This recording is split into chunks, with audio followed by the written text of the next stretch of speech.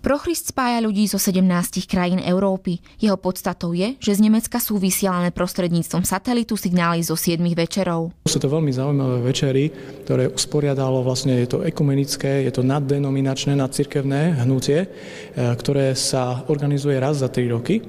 A skrze tohto Prochristu je možnosť znova ponúknuť zaujímavé večery, scénky, rôzne divadlá, hudby, rôzne teda kapely, rôznych športovcov, politikov. Cieľovou skupinou nie sú len kresťania. To, čo sa snaží Prochrist, je vlastne takým možno zaujímavým spôsobom dať vonku, že už sme možno stratili taký kontakt, je to pre ľudí, ktorí stratili kontakt aj s cirkvou, všeobecne nechodia do kostola. Na tých 1300 miestach, kde ľudia prichádzajú a kde sú prostredníctvom satelitu počas týchto 7 večerov oslovovaní. Moja starka kedysi, keď bolo niečo v televízii, kúpila si to, ak to nebolo príliš drahé, a potom povedala, to je dobré.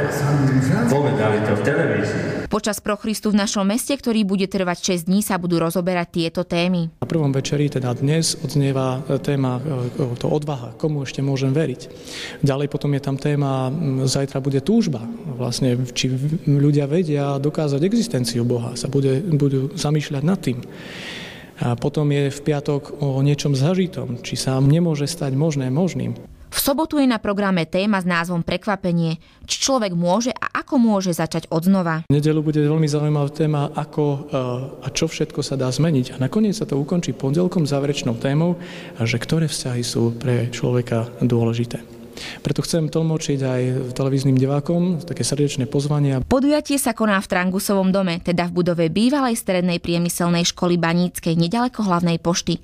Pripravili ho 4 cirkvi: evanjelická, rímsko-katolícka, cirkev bratská a cirkev adventistov. Prochrist je niečo, čo ľuďom dáva nádej. Prosím, je niečo, kde ľudia môžu nájsť odpoveď na otázky, ktoré mnohokrát si kladieme a nenachádzame na nich odpovede. Povedal by som, že nemám žiadne očakávania, ale to neznamená, že nič neočakávam. A som veľmi rád, že tento program je pre mladých ľudí, aj pre ľudí, ktorí chcú viac poznať Krista. Môžem stretnúť iných kresťanov z iných cirkví.